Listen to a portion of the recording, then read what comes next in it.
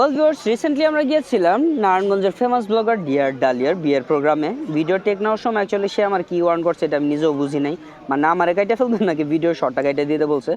যাই হোক, ওনাদের গায়ে হলদের প্রোগ্রামটা অ্যাকচুয়ালি শুরু হয়েছিল 13 এপ্রিল সন্ধ্যা 6টা বা 7টার দিকে, আর আমি পৌঁছেছিলাম রাত 8:30টার দিকে।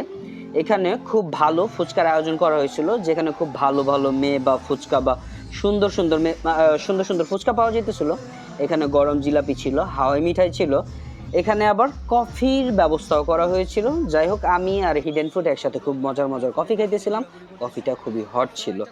এখানে হাওয়া মিঠাই আর জিলাপি নিয়েছিলাম, যেখানে হাওয়া মিঠাইটা দিয়েছিলাম আমি হিডেন ফুডকে, আর আমি নিজের জন্য রাখছিলাম জিলাপিটা।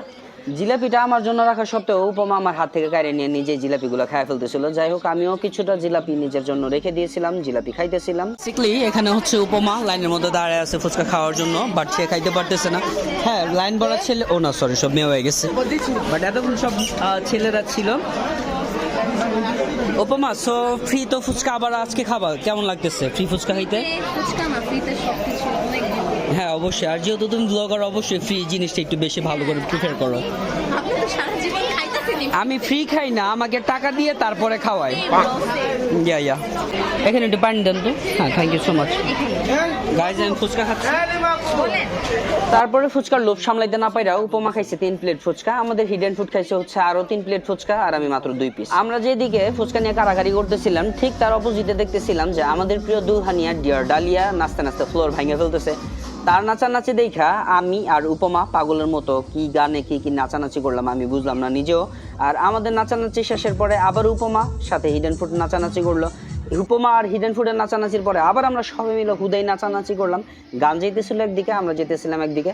আমাদের দুলহানিয়া কতক্ষণ পালকিতে নাচলো, কতক্ষণ ফ্লোরে গিয়ে গ্রুপে নাচলো। তারপরে দেখলাম দুইটা কিউট কিউট বাচ্চা মেয়েও ফ্লোরে পারফর্ম করতেছিল, যেটার সাথে অ্যাকচুয়ালি আমাদের কোনো লেনা দেনা ছিল না। এই জন্য আমি আর হিডেন ফুড ভাবলাম এক কাপ কফি খেয়ে নেই।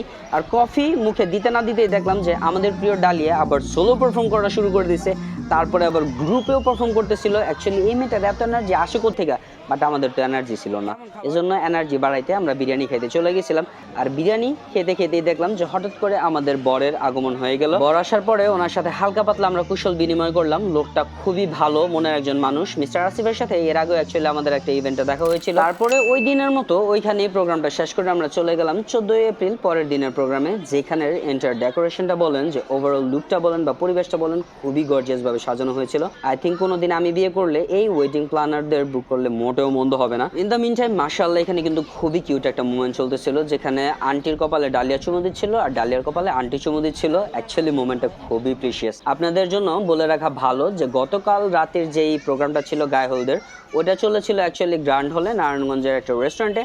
তারপরে যে বিয়ের প্রোগ্রামটা ছিল বা নেক্সট ডে প্রোগ্রামটা ছিল সেটা চলতেছিল বাদন কমিউনিটি সেন্টারে। সো গাইজ, এতটুকু ছিল আজকের ভিডিও। আমরা গায়ে হলদের দিন বলেন বা পরের দিনের প্রোগ্রামে বলেন মোটামুটি ভালো কয়েকটা ছবি তুলেছিলাম, and after all the situation we just get back to home. Thank you so much for watching our video. Tata bye bye, Allah Hafiz.